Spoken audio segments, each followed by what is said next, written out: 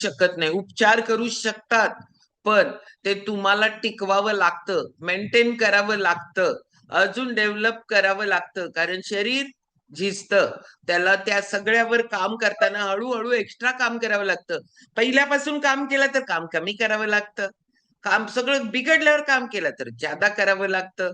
आणि सगळेजण भाग्यवान आहे, तुम्ही या कॉलवर जे लोक आहेत ना, ते आपण करायला सुरुवात तरी केल्या, आपल्याला स्वतःला वाटायला तरी लागलंय स्वतःच्या शरीरावर काम करायला पाहिजे. नाहीतर लोकांना वाटतच नाही बिघडूस तोपर्यंत मला काय झालंय. म्हणजे ध्यास कशाचा? काहीतरी होण्याचा. काहीतरी होऊ दे, मग मी माझ्यावर सगळं करायला तयार असतो. पण सगळेजण एकदा स्वतःला शाबासकी द्या की आपण निदान करायला सुरुवात केल्या, आपण या कॉलवर ऐकायला सुरुवात केल्या, आपल्याला आतनं कुठंतरी वाटायला लागलंय की करायला पाहिजे. त्यामुळं सगळ्यांना तुमचं आयुष्य बेस्ट भेटणार आहे. फक्त एवढंच की याच्यासाठी नुसता खाण्यापिण्यावर काम करत असताना खाण्यापिण्याबरोबर डोकीला पण पोषण लागतं. माहितीये तुम्हाला, डोकीला पण काय देतो विषय खायला? विचार. हे विचार असतात ना, ते आपल्या अवतीभोवती सगळे निगेटिव्ह निगेटिव्ह निगेटिव्ह कितीतरी विचार असतात. ह्या सगळ्यातनं आपल्याला राईट डिसिजन पर्यंत पोचायला जो बदल लागतो ना, तो बदलायलाच आपण तयार नसतो. आपण प्रत्येक गोष्टी नाही, मला असं आहे, मला हे आवडतं, मला ते आवडतं, म्हणजे मला सगळं कळून पण बदलायला तयार नसतो. आणि त्याच्याबद्दल आज माहिती घ्यायला जाणार आहोत आपण. आशा पाटील मॅडमांच्याकडे जोरदार क्लॅपिंग करू आपण. आशा ताईंसाठी स्वाध्यायी आहेत, खूप बेस्ट साधक आहेत, छानपैकी योग शिक्षकाचं फक्त एक छोटी डिग्री भेटायची राहिल्या म्हणजे योग शिक्षकच आहेत. आणि वाचन आहे, त्यामुळं मस्तपैकी जाऊ त्यांचे विचार ऐकायला. आशा ताई कंटिन्यू. सुमित सर, मी पोस्ट केले, ऑल म्यूट टाका. Thank you madam. Thank you madam unmute करा. आशा मॅडम अनम्यूट करा. थँक्यू सर्वांना आणि गुड मॉर्निंग, नमस्कार. पण माझं नाव आता मॅडमनी ओळख करून दिली. माझं नाव आहे आशा पाटील आणि मी आहे ठाण्यावरून, ठाण्याला राहते. आणि या शतायुषी फॅमिलीमध्ये मी जॉईन व्हायच्या अगोदर मला खूप शारीरिक व्याधी होत्या आणि त्यामुळे जरी स्वाध्यायी मॅडमनी सांगितलं स्वाध्यायी परिवारातल्या आहेत, आध्यात्मिक विचारांमध्ये स्वतःचा विकास करण्याचा प्रयत्न करत होतो, पण शरीराकडे बाकी दुर्लक्ष होत होतं. कारण कसं खावं, किती वेळात खावं, किती पाणी प्यावं, म्हणजे स्वतःमध्ये डोकावून बघणं, स्वतःची लाईफस्टाईल चेंज करणं हे काही माहिती नसल्यामुळे आणि ते ज्या व्याधी आहेत ना त्या बळावतच गेल्या होत्या. मला पित्ताचा खूप मोठा त्रास होता आणि ऋतूनुसार माझ्या हवामानात बदल झाला थोडा की मला पोटाचा त्रास होऊन डिसेंट्री लागायची, म्हणजे चिकट आव वगैरे असं म्हणतात ते व्हायचं. त्यामुळे माझं शरीर खूप म्हणजे खराब होत चाललं होतं. आणि नुसतं गोळ्या, सकाळी उठली की गोळ्या, पित्ताच्या गोळ्या, आणि सगळे डॉक्टर पालथे घालून झाले होते. कारण माणसाला दुःख असलं, व्याधी असलं की माणूस काही ना काही उपाय करण्याच्या मागे लागतो, मग तो सगळं करून बघतो. आणि एक डॉक्टर नाही तर मग 5-7 ज्यांनी सांगितलं हा डॉक्टर चांगला की त्याचाच विचार सतत डोक्यात ठेवून त्या डॉक्टरांकडे धावतो. आणि तसं माझं चालू होतं.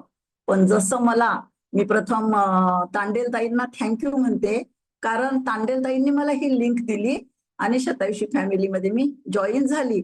आणि जशी मी जॉईन झाली तसं शेट्टे सर, मॅडम, सगळ्या म्हणजे जे होते त्या काळातले 21 मध्ये, तेव्हा त्यांनी सांगितलेलं सगळं ऐकायचं, नियमित करायचं आणि सतत संतुलित आहार आणि व्यायाम हा सतत केल्यामुळे मी माझ्यावर काम करायला लागली. कारण मॅडम म्हणतात स्वतःमध्ये डोकावून बघा, स्वतःची लाईफस्टाईल चेंज करा.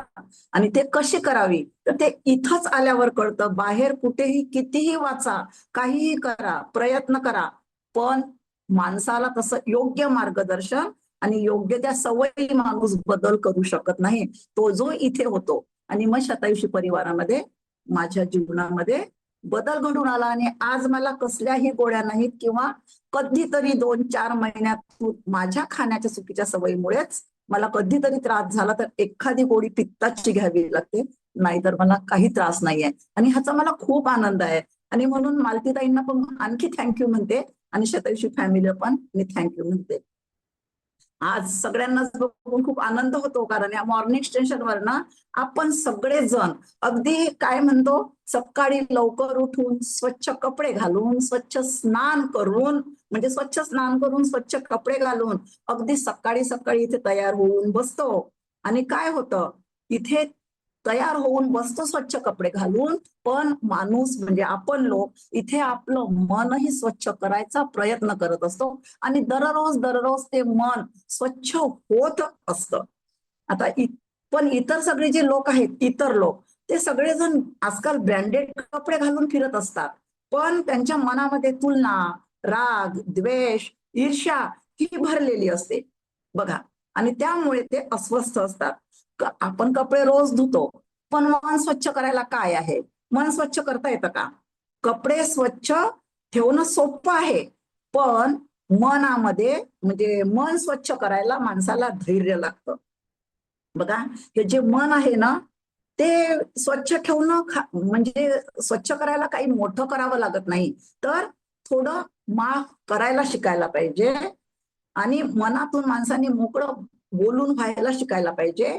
दुसऱ्यांचं चांगलं कसं आहे ते मला पाहायला शिकायला पाहिजे. हे फार मोठं अध्यात्मातलं गणित आहे माणसाचं, की माणूस हे पाहू शकत नाही आणि हे शिकायला पाहिजे, करायला पाहिजे. नाही तर हे शिकावं लागतं, ते शिकायला पाहिजे. आणि महत्वाची म्हणजे इतरांशी तुलना करणं ही सोडायला पाहिजे. आणि म्हणून चांगली संगत, चांगले संगतीमुळे, चांगल्या विचारामुळे मन बुद्धीचा विकास होईल, त्यात बदल होईल. अशा सकारात्मक लोकांच्या विचारात आपण राहायला शिकायला पाहिजे. म्हणजेच काय, आपण तर खूप भाग्यवान आहोत हो इतरांपेक्षा, कारण आपण दिवसाची सुरुवातच अगदी सकारात्मक विचाराने इथे होते आणि त्यामुळे आपला दिवस पण हा सकारात्मकच जात असतो. आज बघा जग वेगानं धावत आहे आणि हे धावताना तो जास्त मिळवणं, जास्त दाखवणं आणि जास्त तुलना करणं याच्यामध्येच तो यश समजतो. इतर लोक आहेत ते यश समजतात, जग धावतं म्हणून. पण हे करत असताना धावपळीमध्ये त्यांचं मन अस्वस्थ, असमाधानी आणि कसं असतं, व्याधीग्रस्त झालेलं असतं. प्रसिद्ध लेखक आहेत बघा वपू, ते काय म्हणतात की माणूस मोजायचा असेल ना, तर त्याच्या बँकेतल्या शिलकीवरून नाही मोजायचा, तर त्याच्या कपाळांच्या आठ्यावरून त्याला मोजायचं. हे तर वाचनामध्ये आलेलं आहे माझ्या. पण आज मध्यमवर्गीय लोकांच्या कपाळावरच्या आठ्याचं मुख्य कारण काय असेल? काय असेल आजच्या काळातलं, आजच्या ह्या सध्याच्या काळातलं? तर फक्त आणि फक्त हप्ते भरणं. कारण मध्यमवर्गीय हे बाकीचा विचार न करता जगाच्या सोबत चालण्याचा प्रयत्न करतो, त्यामध्ये सगळ्या गोष्टी विसरून जातो आणि तो त्याच्या त्या हप्ते भरण्याच्या चक्रवाढ. कारण पहिली लोक अंथरूण पाहून पाय पसरायचे, जेवढं अंथरूण आहे तेवढाच पाय पसरायचा आणि त्यात समाधानी राहायचे, कारण त्यांना लोकांना दाखवणं नसायचं आजच्या जगासारखं. पण आज अंथरूण नसलं तर काय झालेलं आहे बघा, अंथरूण नसलं तर चालेल, पण आमच्या पायाखाली म्हणजे माझ्या पायाखाली लक्झरी मॅट असायला पाहिजे. आणि हा हव्यास माणसाला लागतो, तुलना करतो आणि त्या हव्यासापोटी माणूस मग काय होतो, त्या चक्रव्यूहाच्या, हप्त्यांच्या चक्रव्यूहामध्ये तो अडकून जातो. आणि मग त्याच्या आयुष्यातील अनेक दिवस, अनेक वार, त्याचे महिने हे बदलत असतात. वर्ष संपत दुसरं येत, समजा 24 होऊन 25 येत असते, 25 होऊन 26 येते, वर्ष बदलत असते, पण तो स्वतःमध्ये बदल करून घेऊ शकत नाही आणि घेतही नाही. कारण काय, तो त्या चक्रव्यूहामध्ये अडकलेला असतो. आपण बघा सहज इतरांशी बोलताना, चर्चा करताना काय म्हणतो की अहो योगा करा, प्राणायाम करा, फिरायला जा, म्हणजे काही दुःख सांगत असतील तेव्हा, तर किंवा तुम्ही असं केलं तर तुम्ही यशस्वी व्हाल, असं आपण बोलण्याच्या ओघामध्ये बोलतो. तेव्हा ती लोक काय म्हणतात, अहो ते काय आमच्या भाग्यातच नाही. कारण काही कारण असतात म्हणून ते म्हणतात ते काय आमच्या भाग्यातच नाही. बरोबरच आहे, भाग्य हे आपल्या हातात नसतं, पण निर्णय हे आपल्या हातात असतात. भाग्य हातात नसतं, पण निर्णय माणसाच्या हातात असतात. भाग्य आपलं निर्णय बदलू शकत नाही, पण योग्य निर्णय जर घेतला तर माणसाचं परिस्थिती बदलू शकते, माणसाचं भाग्य बदलू शकते. आज माणसाकडे सर्व काही आहे बघा, सुख सोयी आहेत, तरीही माणूस दुःखी राहतो. कारण माणूस घर बदलतो, वस्त्र बदलतो, संबंधही बदलतो. काही काही वेळा तर तो त्या ह्याच्यामध्ये आपले मित्र परिवार सुद्धा बदलण्याचा प्रयत्न करतो, पण तो स्वतःमध्ये कधीच बदल करत नाही. त्याची मानसिकता कशी असते, तो दुसऱ्यांकडे बघतो, त्याची तुलना आपल्यासोबत करतो, पण स्वतःमध्ये तो डोकावून पाहत नाही आणि त्यामुळे मग तो दुःखी होतो. तर आपण एक स्वतःमध्ये डोकावून पाहत नाही आणि म्हणून दुःखी होतो, त्याचं आपण एक उदाहरणच बघूया. की एक बाई असते आणि ती मंदिरामध्ये रोज येत असते, पण एक दिवस ती पुजारीला काय म्हणते, मी आता उद्यापासून मंदिरात येणं बंद करते, मी मंदिरात येणारच नाही. पुजारी म्हणतात, का हो बाई, का बंद करता? तर ती म्हणाली, अहो, मी जेव्हा या मंदिरात येते ना, तेव्हा मी इतर लोकांना फोनवर व्यवसायाबद्दल चर्चा करताना पाहते. काही लोकांनी तर हा मंदिर म्हणजे हा गप्पा गोष्टी करण्याचा एक ठिकाणच त्यांनी मंदिर निवडलेलं आहे. आणि काही तर होम हवन पूजा हे फक्त दिखाव्यासाठी करतात. आणि म्हणून हे बघताना ना मला खूप खूप दुःख होते हो, म्हणून मी उद्यापासून मंदिरात येणार नाही. तेव्हा पुजारी काय म्हणाले, ठीक आहे, तुम्ही तुम्ही अंतिम निर्णय घ्यायच्या अगोदर मी सांगतो ते करू शकता का? ती बाई म्हणाली, काय करायचंय? तर पुजारी म्हणाले, एक ग्लास घ्या, तो पाण्याने भरलेला आहे, आणि तो ग्लास घेऊन तुम्ही मंदिराच्या आवाराला प्रदक्षिणा मारा, पण अट एकच आहे की त्यातलं पाणी खाली पडलं नाही पाहिजे. बाई म्हणाली, हो, मी हे करू शकते. आणि मग ती तो ग्लास घेऊन तिने 2 फेऱ्या मारल्या आणि पुजाऱ्यापर्यंत आली. तिने ते केलं. तेव्हा पुजाऱ्याने तिला 3 प्रश्न विचारले की, अहो बाई, तुम्ही कोणाला फोनवर बोलताना पाहिलं का? तुम्ही कोणाला गप्पा मारताना पाहिलं का? किंवा तुम्ही कोणाला दिखावा करताना पाहिलं का? तर ती बाई म्हणाली, कसं पाहणार? माझं लक्ष तर ह्या ग्लासातल्या पाण्याकडे होतं. मग पुजारी बोलले, ठीक आहे, तुमचं लक्ष जसं ग्लासातल्या पाण्याकडे होतं ना, तुम्हाला काहीही दिसलं नाही, तसं तुम्ही जेव्हा उद्यापासून मंदिरात याल ना, तेव्हा फक्त आणि फक्त परमपिता भगवंताच्याकडे तुमचं लक्ष केंद्रित करा, म्हणजे तुम्हाला इतर काही दिसणार नाही. आणि मग तेव्हा असा आपल्याला प्रश्न पडतो, मलाही म्हणजे असा प्रश्न पडला की आता सांगा, मग ती बाई जेव्हा दुःखी व्हायची तेव्हा त्या दुःखाला जबाबदार कोण आहे हो? म्हणजे त्या दुःखाला जबाबदार आपला देव आहे का? आपली कुंडली आहे का? आपले नातेवाईक आहेत का? किंवा आपले शेजारी आहेत का? इतर कोणी आहे का? इतर कोणी नाही, देव नाही, कुंडली नाही, नातेवाईक नाही. त्या दुःखाला जबाबदार आपण स्वतः आहोत, कारण आपण आपल्यामध्ये कधी डोकावून पाहण्याचा प्रयत्नच करत नाही. आणि म्हणून माणसाची डोकेदुखी ना हे अनेक फालतू विचारांचा परिणाम असते. पोटदुखी हे चुकीचं खाण्याचा परिणाम असते. तर वाढलेलं वजन, वाढलेली चरबी, वाढलेला शरीरातल्या व्याधी किंवा आजार हे चुकीच्या जीवनशैलीचा परिणाम असतो आणि हे आपल्याला कळत नाही. आणि या कारणाखेरीज अशा अनेक इतरही कारण आहेत की ज्यामुळे माणूस नाराज राहतो, दुःखी राहतो. मग यात मी बदल केला का, हे पाहण्याचं हे खूप महत्वाचं असतं. बघा, आज माणसाच्या जीवनामध्ये सगळ्या काही लक्झरी आलेल्या आहेत, सगळ्या लक्झरी आजच्या काळामध्ये. पहिल्या काळात त्या नव्हत्या. त्या लक्झरी अशा की पूर्वी 1960च्या दशकातली गोष्ट बघा, माणसाकडे कार असली की लक्झरी वाटायची. 1970च्या काळात टीव्ही तेव्हा आला होता. टीव्ही असणं म्हणजे तो फार कमी असायचा. कोणाकडे 10 जणांच्या 15 जणांच्या पैकी एकाकडे टीव्ही असायचा, तो ब्लॅक अँड व्हाईट. तो असणं म्हणजे बाकीच्या लोकांना लक्झरी वाटायची. 80च्या काळामध्ये टेलिफोन आला, तेव्हा टेलिफोन घेऊन फिरणारे लोक, तेव्हा ती लक्झरी वाटायची.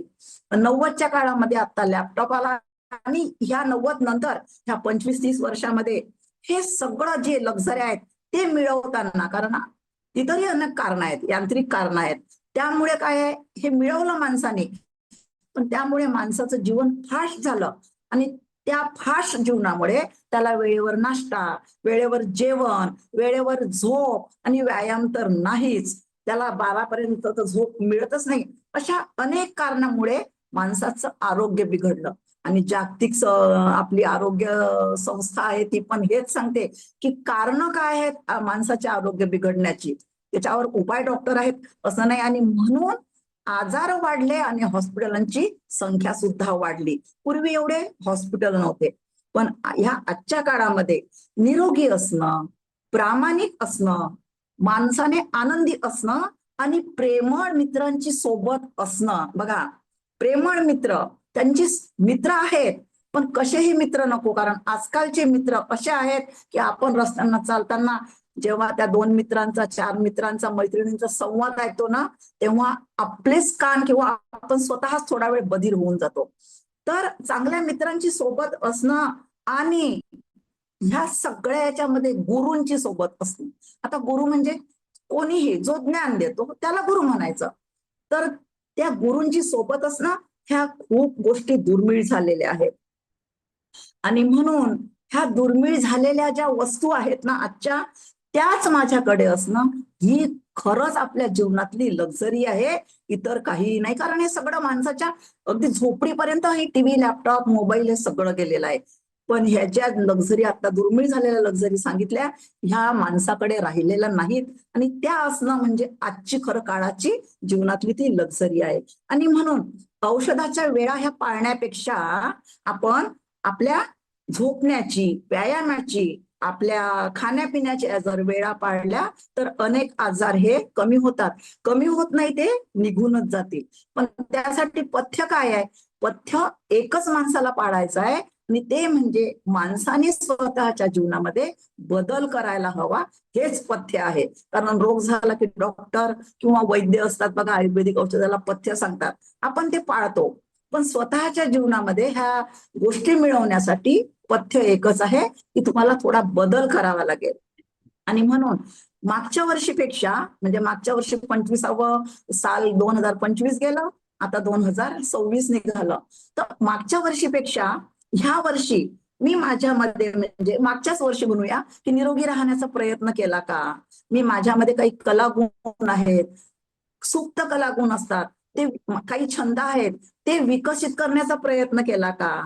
आणि माझ्यामध्ये विकारही आहेत, भगवंताने विकार दिलेले आहेत, राग, दोष, लोभ, मोह, मद, छड विकार, ते मी कमी करण्याचा प्रयत्न केला, हे पाहायचं. हेच पाहायला आपण हे विचार ऐकत असतो. आणि बघा, उशिरा उठणं, अवेळी खाणं, हे वाईट आहे. म्हणजे माझ्या ज्या काही वाईट सवयी आहेत त्यामध्ये मी बदल केला का? मागच्या वर्षीपेक्षा ह्यात बदल झाला का? हे पाहणं खूप महत्वाचं असतं. बघा, सूर्यप्रकाश, 1 नंबर सूर्यप्रकाश, 2 नंबर विश्रांती, 3 नंबर व्यायाम, 4 नंबर योग्य संतुलित आहार, आणि 5 नंबर म्हणजे मित्रपरिवार, आणि 6वा नंबर म्हणजे स्वतःचा आत्मविश्वास. हे जगातील सर्वात चांगले माणसाचे हितचिंतक आहे.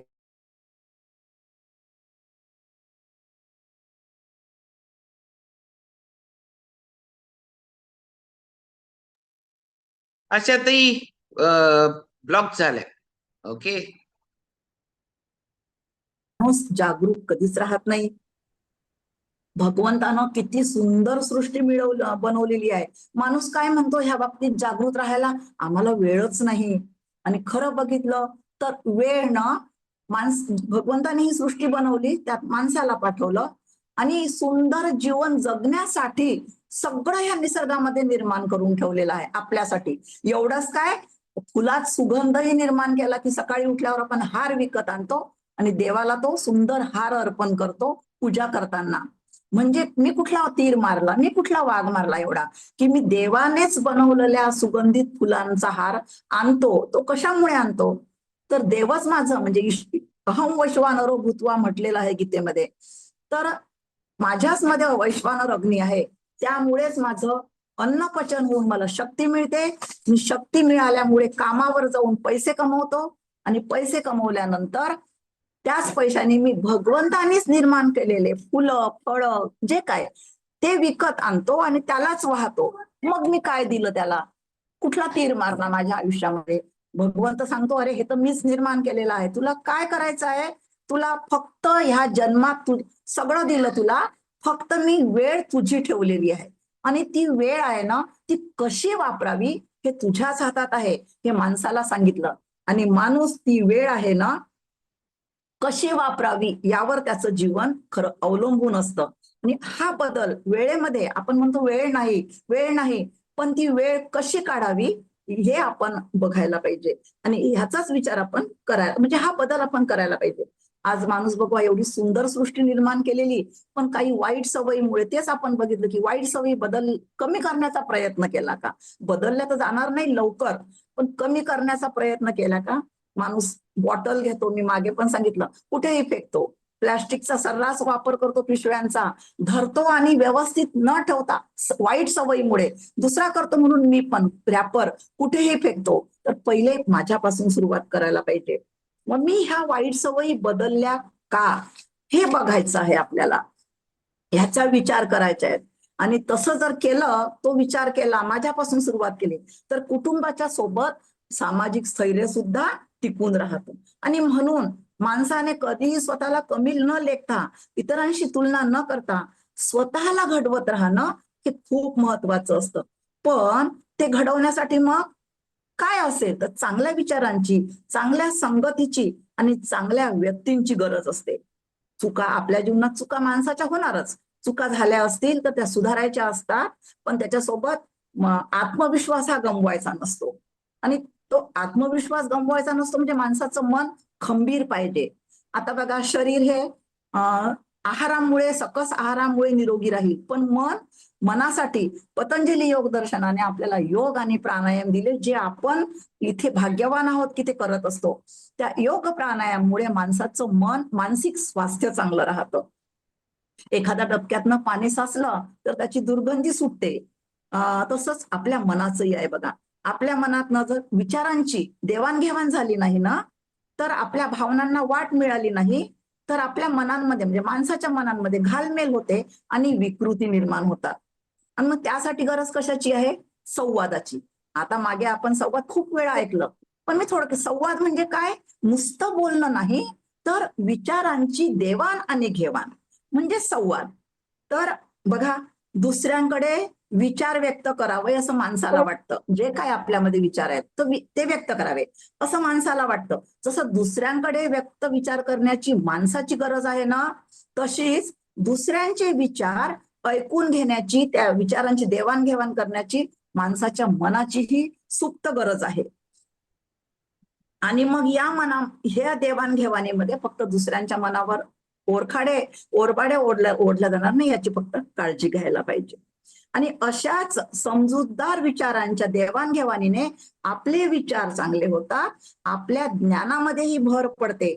त्या विचारांमुळे आपल्या चांगल्या बाबी कोणत्या, आपल्या उणिवा कोणत्या, आपल्या चुका कोणत्या, ह्याचं मूल्यांकन माणसाला करता येते. पण कधी तो वेळ काढेल, कुठे जाऊन बसेल किंवा तो स्वतःवर काम करेल, तेव्हा हे सगळं घडत राहतं. आणि आपलं कुठे चुकतं हे समजणं पण खूप महत्वाचं असतं. आणि म्हणून आज आपण खरंच सौभाग्यवान, नुसतं भाग्यवान नाही, आपल्याला मॉर्निंग फ्युएल स्टेशन म्हणजे हा शतायुषी परिवार मिळाला. आणि या परिवारामध्ये राहिल्याने आपण रोज चांगले विचार ऐकत असतो. दिने दिने नवन नवन म्हणतात ना तसे. आणि ते विचार ऐकताना आपोआप माणूस हा घडत जात असतो. आणि माझं व्यक्तिमत्व घडवण्याचा खरोखर तो एक चांगला असा आरसाच आहे. आरशामध्ये बघून माणूस कसा आहे हे दिसतं, पण आपलं व्यक्तिमत्व हे चांगल्या विचारांनी, चांगल्या संगतीनेच घडू शकतं. आणि या परिवारातील मग सकाळी अगदी सकारात्मक, ज्ञानात भर टाकणारे विचार ऐकून ज्ञान तर मिळतं, आणि म्हणून अज्ञान निघून जाऊन माणसाचा विकास असतो. बऱ्याच गोष्टीमध्ये माणसाला अज्ञान असतं, जे आपण आता त्याचं काय सांगू मी, की अगदी पायाच्या नखापासून तर डोक्याच्या केसापर्यंत डॉक्टर सुद्धा आपल्या शुक्रवारी आपल्याला फुकट, अगदी कुठे पैसे द्यावे लागत नाही, आपल्या घरात येऊन आपल्याला माहिती सांगतात. आपल्याला त्याबद्दल दात, डोळे, आपले लिव्हर, बऱ्याच गोष्टीबद्दल आपण सर्वसाधारण काही आपण सायन्स शिकलेलो नाही, त्याच्यामध्ये अज्ञान असतं. आणि इथे राहून ते आपलं निघून जातं. आता बघा, ते अज्ञानामुळे माणूस कसा राहतो, आपण एक उदाहरणच बघूया. तर एक म्हातारी असते आणि ती वयस्कर असते, ती मंदिरामध्ये रोज भीक मागायला बसलेली असते. आणि तिच्या घराशेजारी एक महात्मा राहत असतात. आणि ते त्या म्हातारीला रोज मंदिरात आले की बघतात, तेव्हा ते तिला विचारतात की अगं म्हातारी, तुझा मुलगा तर कारण तिचा मुलगा परदेशात गेलेला असतो, तुझा मुलगा तुला काहीच पैसे पाठवत नाही का, तर तू का भीक मागतेस? तर म्हातारी कशी म्हणते, काय करू बाबा, माझा मुलगा, माझे मिस्टर, त्याचे वडील गेल्यानंतर तो परदेशात गेला आणि जाताना त्याने मला थोडेफार पैसे देऊन गेला होता. ते पैसे आतापर्यंत माझे खर्च होऊन गेले. आता मी वयस्कर झाल्यामुळे काम करू शकत नाही यापुढे, म्हणून माझं पोट कसं भरणार? आणि म्हणून मी मंदिरासमोर बसून भीक मागते आणि माझं पोट भरते. तो महात्मा विचारात पडला, अगं मग परदेशात मुलगा आहे, तर तुला पैसे पाठवत नाही का तो? तर म्हातारी म्हणाली, हो, कधीतरी एखादा रंगीत कागद पाठवतो तो, पण तो कागद माझ्या काय कामाचा रे बाबा? मग महात्मा विचारात पडतात, रंगीत कागद? अगं म्हातारी, चल बरं तुझ्या घरी, कुठला रंगीत कागद आहे बघूया. आणि जाऊन बघतात तर म्हातारी म्हणते, मी माझ्या घराच्या भिंतीवर ते रंगीत कागद तिने फाडले नसतात. मुलगा दूर गेलेला आहे, त्या प्रेमापोटी काहीही भेटलं तरी ती जपून ठेवत होती. कारण मुलाची आठवण, मुलाची माया, वात्सल्य यामुळे माणूस सगळं काही दूर असला की तो ठेवत असतो. आणि ते ठेवलेलं होतं आठवण म्हणून. तर तिने ते दाखवले, हे बघा. तेव्हा महात्माने बघितलं त्या की तो रंगीत कागद नव्हता, तर बँकेचे 50 ड्रॉफ्ट ठेवलेले होते आणि एक ड्रॉफ्ट हा 50,000चा होता. म्हणजे विचार करा, म्हातारीकडे केवढी संपत्ती होती, पण त्यातलं तिला काही म्हणजे शिकलेली नव्हती, त्यातलं तिला अज्ञान होतं, तिला बँकेचं काही कळत नव्हतं. त्या अज्ञानामुळे तिला ती भीक मागायला लागली. तसं आज माणसाचं झालेलं आहे. आजच्या काळामध्ये माणसामध्ये वेद उपनिषद आहेत, गीता आहे, सगळं काही आहे. महाभारत रामायणाचे आदर्श आपल्या डोळ्यासमोर आहेत, पण आपण त्याचा कधी अभ्यास करत नाही, कधी विचार ऐकतही नाही. ऐकायला आपण वेळ काढत नाही, कारण आपण या दुसऱ्या गोष्टींमध्ये जास्त अडकून पडलेलो असतो आजच्या जगातल्या. आणि मग त्या अशातही टाइम संपत आल्या हा. हा मॅडम. कारण आणि ऑलरेडी आपण 7-8 मिनिटं पुढे चाललोय. हा मॅडम, संपलं. आणि म्हणून आपल्याला हा शतायुषी परिवार खूप चांगला मिळालेला आहे. आपण खूप भाग्यवान आहोत आणि इथे आपलं अज्ञान निघून जाते आणि माणसाचा हा जीवन विकास होत असतो. आणि आता बघा, जीवन विकास होत असताना माणूस काय समजतो की हे जे सगळं करणं म्हणजे तुलना, जास्त मिळवणं, जास्त दाखवणं, हे म्हणजे यश आहे असं मानतो आणि तो दुःखी होतो. पण खरं यश म्हणजे काय, आपण हे कधीतरी पुढच्या वेळेस नक्की बघूया. आणि म्हणून मी शतायुषी परिवार आणि मॅडमला थँक्यू म्हणते आणि इथेच थांबते. चलो, जोरदार क्लॅपिंग करणार आहोत. आपल्याला सगळ्यांना ऐकायला खूपच भारी वाटतं. ऍक्च्युली आता आपल्याला सगळ्याला मला सांगा, स्वतःच्या लाईफ मध्ये आपल्याला काय पाहिजे, कशामध्ये आपण लक्झरी लाईफ म्हणू शकतो. खरंच मागचा काळ ज्या वेळेला त्यांनी सांगितला ना, त्यावेळेला आपण प्रत्येक जण त्याच्यात गेलो. त्या वेळेचे 60-50 प्लस वाले त्या काळात गेले. एक टीव्ही गावामध्ये महाभारत रामायण बघायला, ओके, भारी वाटायचं. कुणाकडे गाडी असेल खरंच भारी वाटायचं, कुणाच्या हातात मोबाईल बघितला तर लईच भारी वाटायचं. आता सगळ्यांच्याकडे आहेत, कामाल्या बायकांच्याकडे पण या सगळ्या गोष्टी आहेत. आता फक्त राहिलंय काय, आता लक्झरी लाईफ कशाची वाटते सांगा? आता लक्झरी लाईफ फक्त आणि फक्त जो आयडियल वेट वर आहे, जो आयडियल हेल्थ वर आहे, जो आयडियल स्किन वर आहे, जो आयडियल एनर्जी वर आहे, ती आता बघा तुम्ही. एखाद्या व्यक्तीच्या पर्सनॅलिटी बघितल्यानंतर आपल्याला असं वाटतं की असं पाहिजे. आता हे लक्झरियस झालंय, ज्याचा शोध आपण घ्यायला लागलोय, जे आपल्याला पाहिजे झालंय. सगळं आहे तुमच्याकडे आणि हेल्थच नसेल, दारात BMW गाडी आहे आणि हेल्थच नसेल तर, बँक बॅलन्स भरपूर आहे आणि हेल्थ नसेल तर